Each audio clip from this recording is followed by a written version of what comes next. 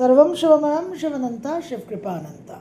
2026 নতুন বছর, আমাদের অনেক জানার বিষয় আছে, অনেক প্রশ্ন মনে, কৌতূহল, উত্তেজনা, আগ্রহ এবং অপেক্ষা। তো আজকে আমরা তুলা লগ্ন, তুলা রাশির 2026 নিয়ে আলোচনা করব। তো যখন আমরা এরকম বার্ষিক বিশ্লেষণ করি তখন মেজর প্ল্যানেটসদের আমরা দেখে থাকি: শনি, রাহু, কেতু, বৃহস্পতি। এছাড়া গুরুত্বপূর্ণ ট্রানজিট যদি মাইনর প্ল্যানেটসের হয় বা মোশন চেঞ্জ হয়, সেক্ষেত্রে তাদেরও আমরা একটা অ্যাসেসমেন্টের অ্যানালিসিসের মধ্যে ধরে থাকি। এবার নানান বিষয় আমাদের প্রশ্ন: স্বাস্থ্য, নিজের স্বাস্থ্য, সন্তানের স্বাস্থ্য, বাবা মার স্বাস্থ্য, দাম্পত্য জীবন, বিবাহ হবে কি না, সন্তানের উন্নতি হবে কি না, সন্তান আদৌ হবে, যাদের সন্তান নেই তাদের সন্তান হবে কি না, কর্মক্ষেত্র কীরম যাবে, কর্মহানি হবে না তো কর্মে উন্নতি হবে কি না, আর্থিক উন্নতির দিক, কোনো বিশেষ প্রাপ্তি আছে কি না, গৃহসুখ, বিদেশ ভ্রমণ ইত্যাদি জীবনের সব ক্ষেত্রতেই আমাদের প্রশ্ন থাকে। এখন একটা বিষয় মনে রাখতে হবে যে প্রশ্নপত্র, কোয়েশ্চেন পেপারটা কমন। লক্ষ লক্ষ ছাত্রছাত্রী, প্রত্যেকের নিজস্ব মেধা, নিজস্ব যোগ্যতা এবং নিজস্ব প্রস্তুতি, তার উপর কিন্তু ফলাফল।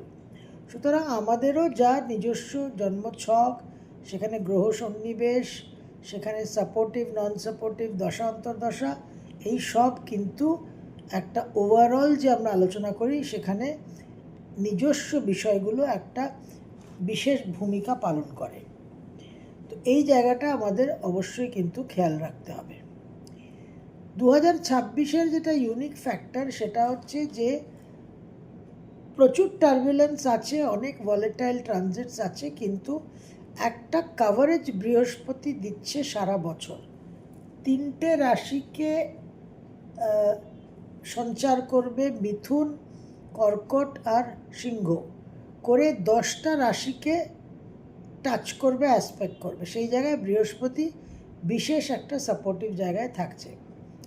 কিন্তু তুলা লগ্ন, তুলা রাশির ক্ষেত্রে যেটা হচ্ছে সেটা হচ্ছে যে বৃহস্পতি আপনাদের খুব একটা শুভ গ্রহ নয়। এবার আপনাদের রাজ্যকারক গ্রহ শনি পুরো বছরই 6th হাউসে থাকছে এবং বছরের দ্বিতীয় ভাগে জুলাই টু ডিসেম্বর বক্রগতিতে থাকবে।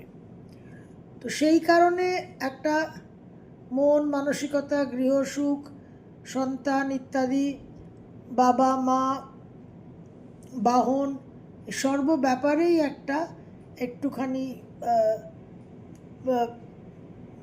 বিলম্বের মধ্যে দিয়ে, একটু প্রতিবন্ধকতার মধ্যে দিয়ে খুব একটা সহজে হবে না।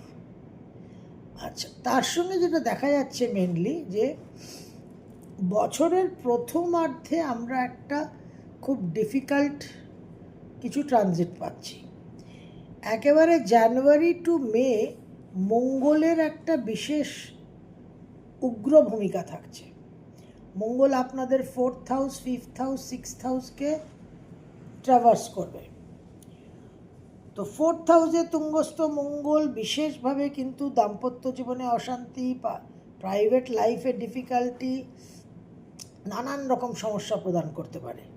তবে তার সঙ্গে পজিটিভ সাইড হচ্ছে আপনাদের কিছু ভূমি, কিছু প্রপার্টি লাভের সহায়তা মঙ্গল করবে। তারপর মঙ্গল আপনাদের পঞ্চমে রাহুযুক্ত হবে। এই সময়টা ভেরি ক্রিটিক্যাল। এই সময়টা আপনার ফেব্রুয়ারি থেকে এপ্রিল, সন্তানকে নিয়ে সমস্যা। গর্ভবতী মহিলাদের অবশ্যই একটা বিশেষ সাবধানতা রাখতে হবে, কারণ গর্ভপাত হয়ে যেতে পারে। নিজেদের একটা বুদ্ধি ভ্রষ্ট হওয়া, মতিভ্রম হওয়া, ভুলভাল সম্পর্কে, আকস্মিকভাবে একটা ভুলভাল সম্পর্ককে বিবাহে পরিণত করা, নানান রকম সমস্যা থাকবে। সন্তানকে নিয়ে তো একেবারে নাজেহাল হওয়ার সময়। তারপরে মঙ্গল শনি থাকবে 6th হাউসে। বিশেষভাবে জীবনে বিরোধিতা, দাম্পত্য জীবনে অশান্তি, ক্ষেত্র বিশেষে দাম্পত্য জীবনে বিচ্ছেদ হওয়া, হাজব্যান্ড বা ওয়াইফের জীবনে কোনো একটা বিশেষ অসুবিধাজনক পরিস্থিতি। তো এই বিষয়গুলো কিন্তু আমরা প্রথমেই পাচ্ছি। তারপর এই সময়ের মধ্যে আমরা বুধের একটা বক্রগতি পাবো, সেটাও কিন্তু বিশেষভাবে আমাদের কিছু ভুল কমিউনিকেশন, ভুল বোঝাবুঝি, সন্তানকে নিয়ে সমস্যা ইত্যাদি এই সমস্ত তৈরি করতে পারে। তবে জানুয়ারি টু জুন আপনাদের ভাগ্যস্থানে বৃহস্পতি থাকবে। তো বৃহস্পতি কিছুটা আপনাদের অবশ্যই সাপোর্ট দেবে। অন্যান্য রাশি লগ্নের জন্য যতটা পজিটিভ বৃহস্পতি, ততটা আপনাদের জন্য না হলেও বৃহস্পতি ন্যাচারাল বেনিফিট এবং সে দেবগুরু, সুতরাং কিছুটা সাপোর্ট আপনাদের দেবে, কিন্তু আপনাদের সাবধান অবশ্যই থাকতে হবে। তুলা লগ্ন, তুলা রাশির মোটামুটি মে জুন মাসে বিদেশ ভ্রমণের প্রবল যোগ দেখা যাচ্ছে, গৃহ নির্মাণ, গৃহ ক্রয়ের প্রবল যোগ দেখা যাচ্ছে। এই সময় বিবাহ যোগও বিশেষভাবে সংগঠিত হওয়া, পাত্রপাত্রী স্থির হওয়া। আপনাদের কর্মক্ষেত্রে বিশেষভাবে যে সময়টা আপনাদের গুরুত্বপূর্ণ,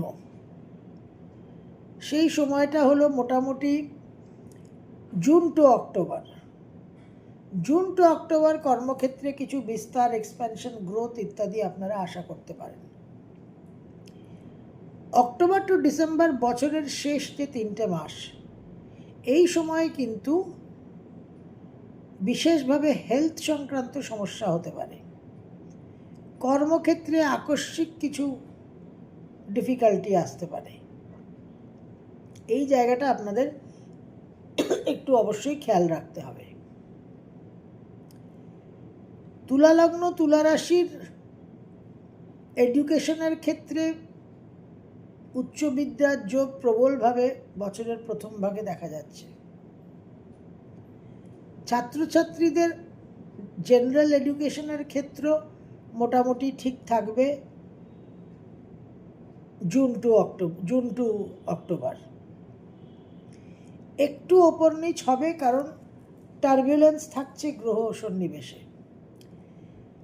সেপ্টেম্বর মাসে তুলা লগ্ন, তুলা রাশি আপনারা বিশেষভাবে নিজেদের কোনো উন্নতি, কোনো প্রাপ্তি, কর্মক্ষেত্রে নামযশ বৃদ্ধি ইত্যাদি আশা করতে পারেন।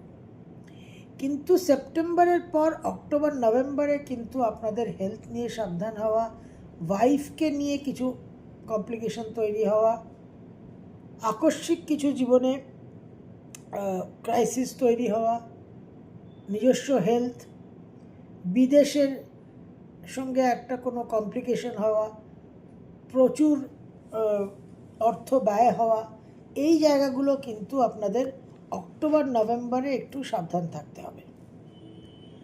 ওভারঅল কর্মক্ষেত্রে মোটামুটি আপনারা অ্যাজ ইট ইজ আশা করতে পারেন, কারণ শনি পুরো বছরটাই আপনাদের 6th হাউসে থাকছে, পঞ্চমে থাকছে রাহু।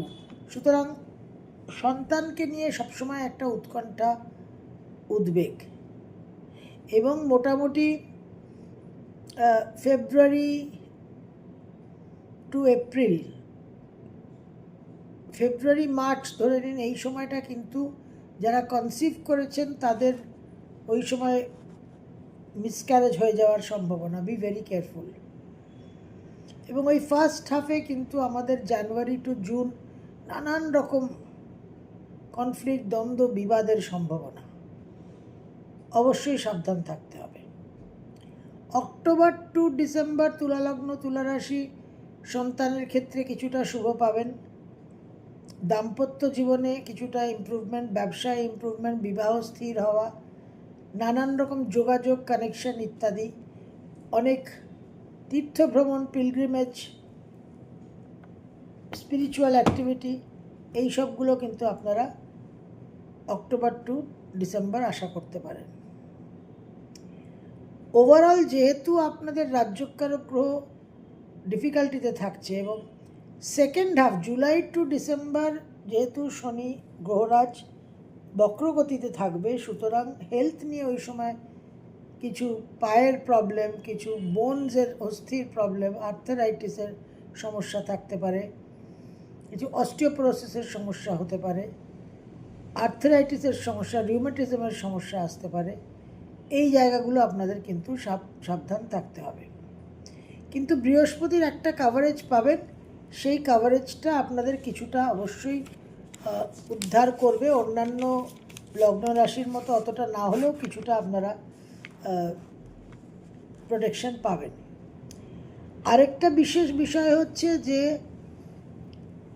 এই ফেব্রুয়ারি মার্চ মাসে বুধ বক্রগতিতে যাবে, তখন বাবাকে নিয়ে কিছু আচমকা আকস্মিক ডিফিকাল্টি হতে পারে, কিছু ফিনান্সিয়াল ফ্রড হতে পারে।